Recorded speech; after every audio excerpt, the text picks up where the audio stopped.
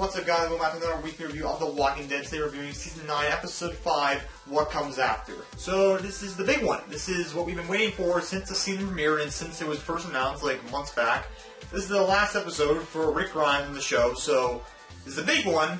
And like I said, this episode was both good and ticked me off at the same time, so we're going to get to that. But before we actually talk about the Rick side of the episode, let's just talk about the quick side plot of the episode. The secondary plot, because there wasn't really much to it in the episode. The episode was like almost like basically entirely about Rick. So let's just like quickly talk about the secondary plot, then we'll get to Rick. So the secondary plot is of course just Maggie coming down with Xander to kill Negan, and like she ends up talking to Michonne. Michonne tries to convince her to don't do this, like, you know, this isn't what Glenn or like your father would want, no one they wouldn't want and stuff. But like Maggie says, I don't care, I can't live right now about with him alive still, so I have to do this or I can't like really function properly and stuff. Michonne says we can find another way, but Maggie says, can you tell me another way? And Michonne can't really think of another way to handle this properly, so she kind of just gives Maggie the key to the jail cell, lets her go in there with a crowbar ready to kill Negan and stuff. And in that scene, and she goes in there ready to kill Negan, and just Negan, like, he's just tantalizing her, like he's taunting her and shit, like saying how like, yeah, I remember bashing your husband's pretty brains into the ground and then popping his eyeball out of his socket because I hit him so hard in the head and having all your friends watch and shit like that. He's basically taunting her and stuff, like, and he wants Negan to get on his knees and start, like, I don't know, I guess begging her shit. But then you notice how this kind of seems a little bit weird, and Negan's kind of like asking her, like, basically telling her, kill me, get it over with, it's worth it and crap, and she starts getting weird. She doesn't want to open the cell now, she thinks something's up. But then like Negan starts like almost crying a little bit in the cell, she yanks him out and like brings him into the light, and we like actually fully see him in the light now. So far we've only been seeing him in like shadows and stuff, but now we fully see him in the light now with his like big ruffy beard and shit. And we see now that he's now a broken down shell of a man of his former self. Like he's completely lost it. Like he wants to die, he says he shouldn't be alive and stuff, he wants to be with his wife Lucille and stuff, and like he says he shouldn't be alive really. He says he can't handle being like this anymore, he can't handle like suffering, I guess, or whatever. He can't handle being alive and stuff, and he wants Maggie to kill her. And yeah, she must kill him and stuff. But Maggie decides not to kill him because she now sees that he has a fate worse than death now, which is just suffering and like and stuff like that. So she puts it back in his cell. Actually no, Negan actually goes back into his cell willingly because like he's like saying, "Oh, this is not how it's supposed to go. I was supposed to die right here now and stuff." But he's like now upset and stuff and just broken down and crying. And so Maggie doesn't kill him and stuff, and like, so the community and the ways that they set up after they defeat Negan and the Sabres at the end of the war in Season 8 are now not going to come to shit and stuff, so that's good, right? But yeah. So they are following the plot in the comics, which are probably, like, of course, they're letting Negan live, so he's probably, like, at some point they're going to let him out of that cell, maybe possibly let him become a good guy and stuff, so if they're following the comics exactly, which I think they probably are following a storyline in the comics exactly. But now on to the actual Rick side of the episode. So the entire the episode was about Rick, which it should be, because this is his last episode, of course.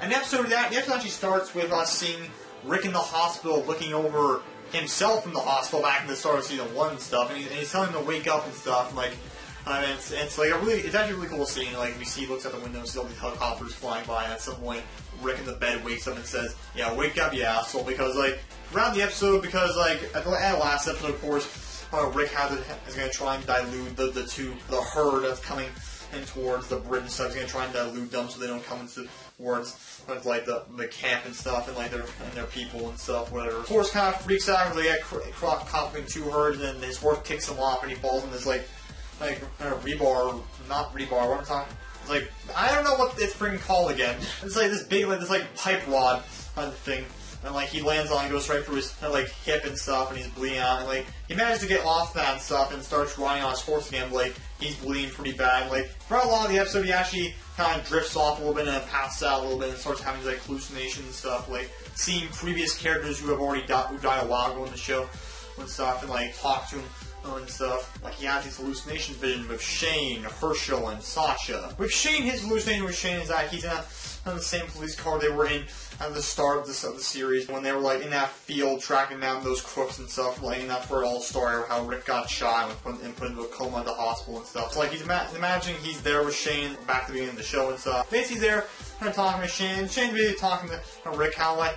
There's that, like, you have to become the more, like, hardcore, insane version of yourself if you're going to make it out of this. So basically telling him how, like, you need to be even more stronger and tougher right now to, like, survive this like, thing you're going through right now with the walker and stuff chasing you right now. And it was also a really cool scene, you know, because, of course, Shane, it's been a while since we seen Shane on the show, like, 6 years at least, because the last time we saw him was back in season 2, and that was, like, in 2012, so it's been 6 years since we've seen the guy.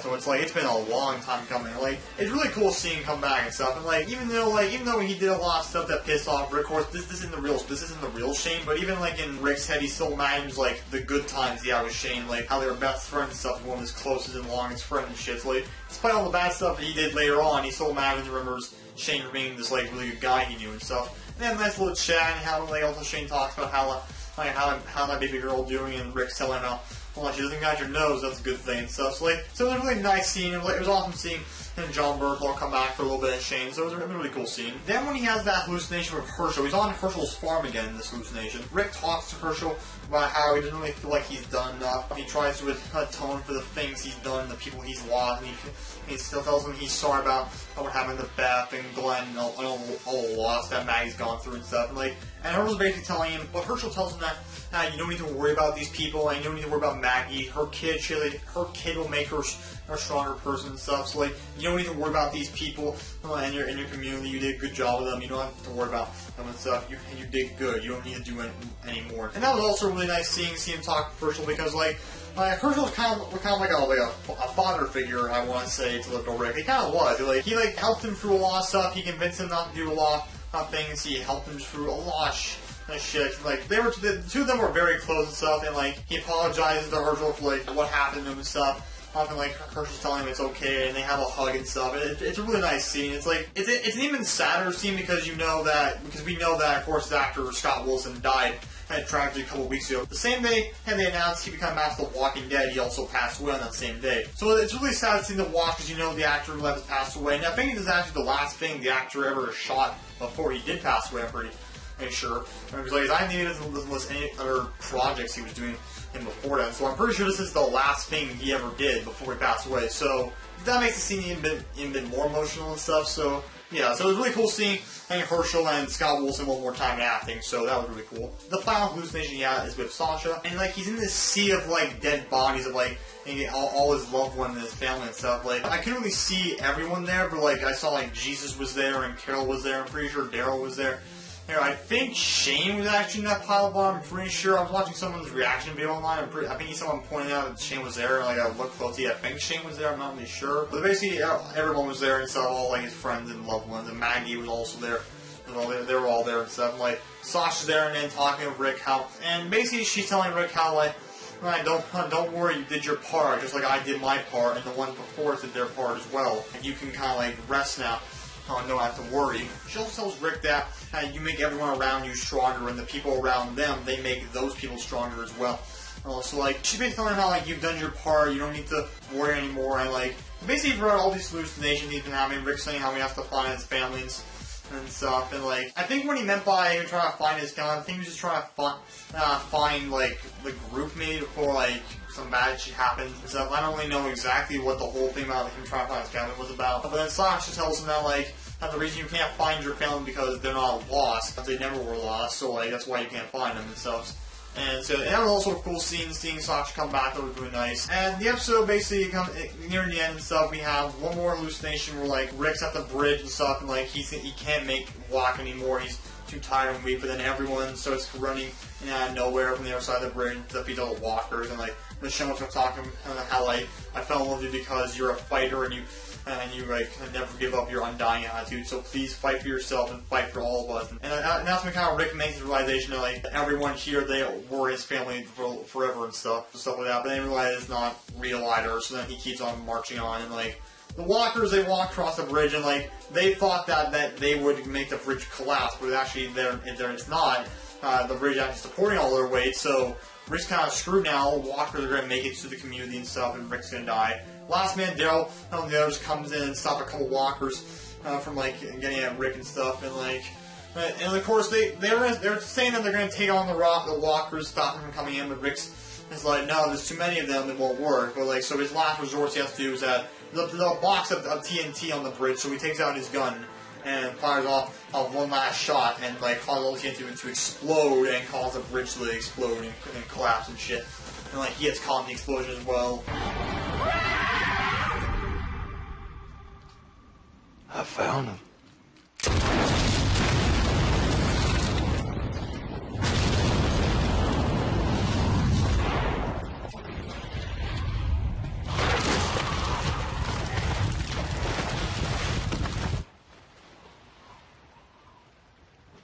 And that was the end of his character. He's like, I really did not expect for him to go out in such an actual fiery explosion like that. Like, I never thought he would get killed by a walker, but like, an explosion like that, that's insane. And it's a sad moment, like Michonne's kind of breaking down and stuff, how Daryl's sad, like, starts walking away. It was a pretty intense and insane scene. Like, of course, Rick sacrificed a bridge, but of course the explosion does not kill Rick, which I don't understand. Like, okay, so basically, it's just like, hey, Anne, and it's like she's waiting for like the helicopter to come pick her up from the helicopter from that other group. She's waiting around for it to come pick her up. She made a deal. So she claimed she had an A person on her so that they would come and get her and stuff, but she was lying. She doesn't have an A person on her. She sees the smoke from the explosion in the distance and stuff, and then what do you know it? She finds Rick washed up on shore, like completely goddamn fine. You know, like there's like no marks on him at all. There's no burn marks on him. His clothes are completely fine. He just washed up on shore, completely fine. Like, how the hell did he survive that explosion? I don't know. I can't really tell you because like, no way he should have survived the explosion. Like, it was like a big explosion. Like I don't know how he did not get injured or hurt. Like he probably like at least a little bit hurt because he did fall into the river and stuff. But still. He's not even burned. Like, come on. Nothing. He didn't get singed a little bit. His clothes are fine, but, like, I don't know. And then, basically, he communicates with the helicopter again, telling them that she never had an A, but she does have a B, and, like, he's a friend, and he saved her, now he wants to save him and stuff, and do we have a deal? So, like, bring me aboard with him, so, like, and do we have a deal? And then do you have a deal, and, like, then Anne brings Rick on board for her and stuff, and, like, she tells him that, don't worry, I'm going to save you, you're going to be fine, and stuff. And then they fly off into the distance, and, like, just... No, we still have no idea what this whole thing with Anne and these other people are exactly, but like it's so confusing and shit, like I don't really know, like honestly. But of course, that's not it yet. There's still one more scene at the end of the episode. So the ending of the episode is this group of new characters and stuff. They're fighting off some walkers and they're about to get killed. They're surrounded. And last second, someone saves them and they're able to escape. And then they come across the person who saved them, which is a grown-up Judith Grimes. Like she's not like an adult. She's still a kid. She's only like slightly grown up a little bit. So like. She's like, it's Judith slightly older now. She's now wearing Rick's hat, carrying Rick's gun, has Michonne's sword and stuff. And like, so a time jump has now happened in the show once again. And then they play a trailer for the next 3 episodes of the show featuring like other characters in the time jump. Like we see characters like Carol's got longer hair now, like really longer hair. Like Michonne's got a new haircut. Aaron's got this new like I don't know like robotic hand or something, or it's kind of like new kind of like mech hand? I don't know, but it's like some kind of like robotic looking hand and shit. And the trailer also teases the introduction finally of the Whisperers, which if you don't know who the Whisperers are, they're a group from the comics who like, they blend in and by wearing the skins of walkers so that they don't sense them or smell them or whatever. So they wear basically the entire skins of walkers and stuff. So they're a pretty messed up group from the comics. And they're finally coming into the show in the next couple episodes and stuff. But yeah, that's the whole episode and... Yeah, and this episode ticked me off, let me tell you that. So you're probably wondering if Rick's not dead, but this is his last episode, like they made a whole big deal like this is his last episode. What's happening with Rick? Well, they announced that although Rick has died, his time on the Walking Dead show is over, but his character arc is not over because Andrew Lincoln will be back as Rick Grimes for Walking Dead movies on AMC. There'll be TV movies, and Andrew Lincoln will reprise his role as Rick for those TV movies. Screw you. Like, seriously, that pissed me off when I heard that. So, like, you advertised this shit, that this was Rick's last episode. We were all led to believe, and all assumed that he was gonna die because, like, it's like he had to die. And but of course the fake out happens. Oh, he's alive still. So yeah, now we're gonna do TV movies with Rick still as like just why? What was the point of killing him off? And we're just gonna. What was the point of getting rid of him off the show just to put him on these TV movies? Like, no one can. Why do we need TV movies? Like, there's no point to the TV movies. Like, there really isn't. And those movies will also probably have Anne there too. I don't like her characters. Like, I really don't give a shit. Like, I don't know. Like, the reports that the production won't start until 2019, so we're thinking a 2020 release date. But still, that's really ridiculous. I just. It's the Glenn dumpster situation all over again. Where they make you believe that, hey, Glenn was killed, they killed off Glenn, but then they reveal a couple episodes later that, oh, no, Glenn's not dead, he hid underneath the dumpster, he's fine, he's alive and well, we fooled you, except this time they tell you much quicker this time that, oh, no, Rick's not dead, but no one else in the show knows that, everyone thinks he's dead, like, screw you, that's so stupid, and how does he survive that explosion, unscathed, uncut, unburned, and just completely fine? Like, just, I don't know. It's so dumb. Like, I don't. Oh, it's so. Oh my god, it's stupid. That ending alone is what makes this a little bit of a low. I was so ready to give this episode a 9. I wouldn't give it a 7. It's not that, like, that's sucky. It's not that much of a disappointment. Like, but it's not like 9. It's not that fantastic because of that stupid fake out ending right there and shit. I give it an 8. That's my rating for this episode. I give it an 8 at best. And because, like, the time jump ending's the little bit of a savior for the end, because, like, that's kind of, I didn't expect that to happen to see a time jump like that, but still. Because of how they handled Rick's exit on the show like that, that bumps the rating down a bit, because that was stupid shit, like, and I'm pretty sure you all agree with me. Anyone who watches the show, you all agree with me how goddamn stupid that is, and, like, I don't know. Yeah, and also now Maggie's leaving the show now, so apparently the next episodes won't feature her now, so I don't know what's happening to that, but whatever. But yeah, 8 out of 10. It's a really good episode, besides the ending really pisses me off with, like, Rick and stuff. And also, I was kind of hoping, since this was his last episode, I was kind of hoping to maybe have a vision with Carl and Lori. I think that would be cool, but they didn't have it, which it's not the biggest deal, but still, I feel like that you should have maybe had Carl and Lori there for his last episode would have made sense. So, yeah, but anyways, so yeah, of course, this is my last week review of The Walking and I'm considering still, like, I said I'm gonna stop watching after Rick dies. I'm gonna record the next couple episodes and, or record the rest of the episodes for the season on 4, and, like, I'm not gonna watch them, I'm just gonna consider maybe at one point I'll watch them and stuff. So, like, just because, like, I'm kind of intrigued by the time jump, at the same time I'm not that interested in sitting down every Sunday night just ready to watch the episode, like, I'll record it from now on and maybe decide if I'll watch it again and stuff, but yeah, whatever. But yeah, I am done with the weekly reviews, though. Even if I do start watching it, I won't be doing weekly reviews again, but yeah. So yeah, this is the end of my weekly reviews, but there still will be Airwaves Flash weekly reviews, so don't worry. But yeah, tell me in the comment section down below. Tell me if you watched Walking Dead last night, tell me if you are also really pissed off at this shit, because this is so goddamn stupid. And yeah, thanks for watching, and see you guys all later. Goodbye. Stupid AMC.